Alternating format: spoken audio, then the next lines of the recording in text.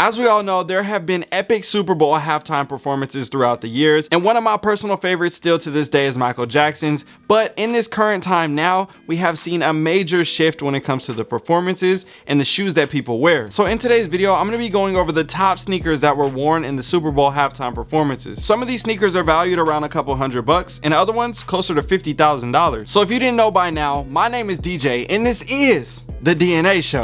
If you're new to this channel, I love finding ways to tie sneakers into different conversations, and this one right here in particular is actually quite interesting because if you're a sneakerhead, you always watch the halftime show to see what the performers are wearing. And if you're not a sneakerhead, that's completely fine. So over the years, we have seen different performers wearing different shoes, like Usher with a designer sneaker, Bruno Mars with the Nike Cortez, The Weeknd with a dress shoe, Coldplay with some Air Jordan Spizikes, Nelly with the Air Force Ones. I mean, it's only right? And those sneakers are cool and all, but I'm telling you right now, they don't even come close to the sneakers that I'm about to show you. Another thing on this channel is we got to talk about the history and how this even came about and why it's so nostalgic or iconic for us now in current time. And I think one thing that a lot of people remember is when Ronnie Lott wore the Air Jordan 4s back in 1989. It's crazy to see how far the game has come, thinking about players playing on AstroTurf and the fact that he was able to wear a pair of Jordan basketball sneakers in an NFL Super Bowl game. And then when it comes to special custom cleats, trust me, we can make an entire separate video on that topic. I mean, Odell wore a $200,000 cleat in the Super Bowl today.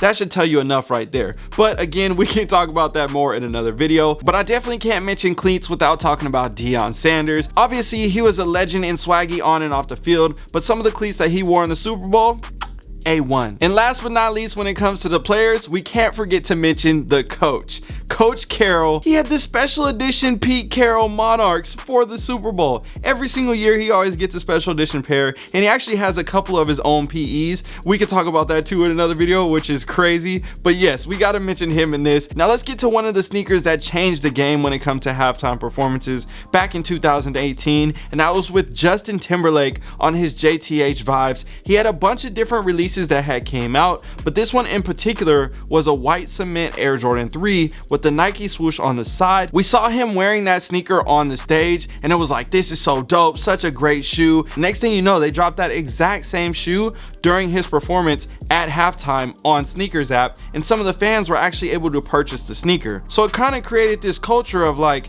who's performing next year? What shoes do they have out? Are they gonna drop a sneaker? So that's where things started to follow up with the next Super Bowl, where we then saw Travis Scott pull up wearing the olive Travis Scott Air Jordan 6s, kind of premiering that sneaker. Everybody going crazy like, wow, this is actually gonna happen. The shoe's really gonna come out. It was kind of like a myth type sneaker, and they kind of built up the hype around the Super Bowl performance. We saw Adam Levine wearing the Travis Scott 1s, and everybody was going crazy about that. There was just so much hype going on, at least for the sneakerheads. There was a lot of hype going on. And then we saw Big Boy. He came up on the stage during the performance in the Air Jordan 3 Oregon PEs. The green suede on those are extremely fire. I have a review coming for you very soon as well, so stay tuned for that. That sneaker alone, $5,000 to $7,000, $8,000, depending on who you're selling to, condition, size, all those different factors, but I can tell you right now, it's definitely an expensive shoe. So one thing that Jordan Brand has gotten really good at is taking advantage of these opportunities and putting dope shoes on the performers,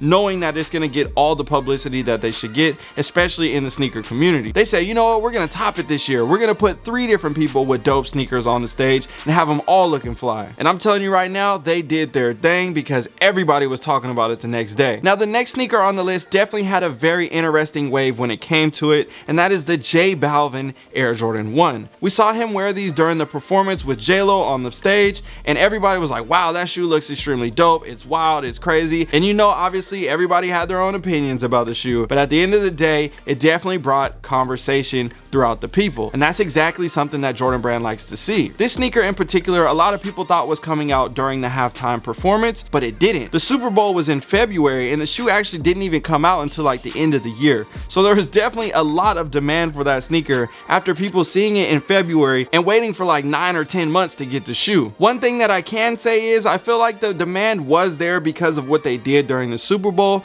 but I feel like it had a slow slow negative effect on the sneaker later in the year because it created demand, and then like everything, there's always other shoes that are coming out. Remember, you got the Dior ones and a bunch of other crazy off-white releases happening at the same time, and because of that, it kind of lost its hype later in the year, and the shoe started to slowly go down in value, which again, that's a whole nother sneakerhead reseller problem and all those different things. If you like the shoe, you like the shoe. If you don't, you don't. But I wish they would have dropped that shoe closer to the actual performance date or on the day of the performance. So now 2022 is here, and we are on to the final sneaker on the list, which I think probably is one of the most expensive sneakers on this list. I'm assuming this shoe is going to be worth anywhere from $40,000 to $50,000, and that is Eminem wearing his own Eminem Air Jordan 3s. We all have anticipation for the Fire Red 3 coming out later this year, but this version had a very different twist to it. One of the sides had the Jumpman on the tongue, and the other side had the big E backwards on the tongue. You have a translucent outsole compared to your normal gray and red outsole that you would typically get,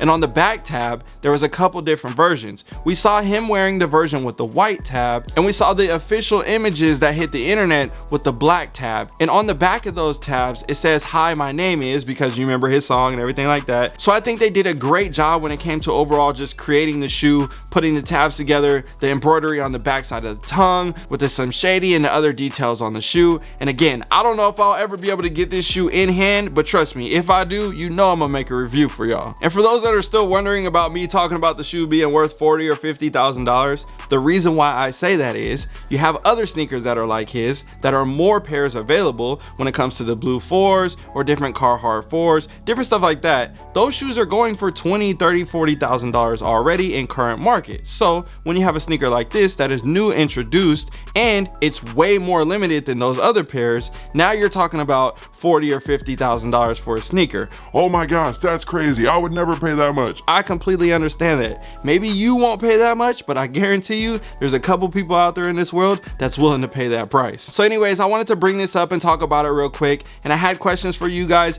Do you guys remember when Boyz II Men performed? What shoes were they wearing? And a bunch of other performers that were on the stage. What sneakers did they wear throughout the years? What were some of your favorite iconic moments or sneakers or displays or whatever it may be that you liked about the Super Bowl halftime shows? What was your favorite halftime show? I don't know, you tell me. Janet Jackson? Oh wait, I can't talk about that one. Anyways, my name is DJ. I'm signing out. Don't forget to hit that subscribe button. We are very close to 1 million subscribers, and you could be the next one to get us there. And oh yeah, I gotta mention one more thing. We're gonna be giving away a PlayStation 5 very soon. Let me grab that real quick. I got a PS5 right here. I'm gonna be giving this away once we hit our next milestone at 200K subscribers. So if you plan on entering, stay tuned because somebody's gonna take this thing home.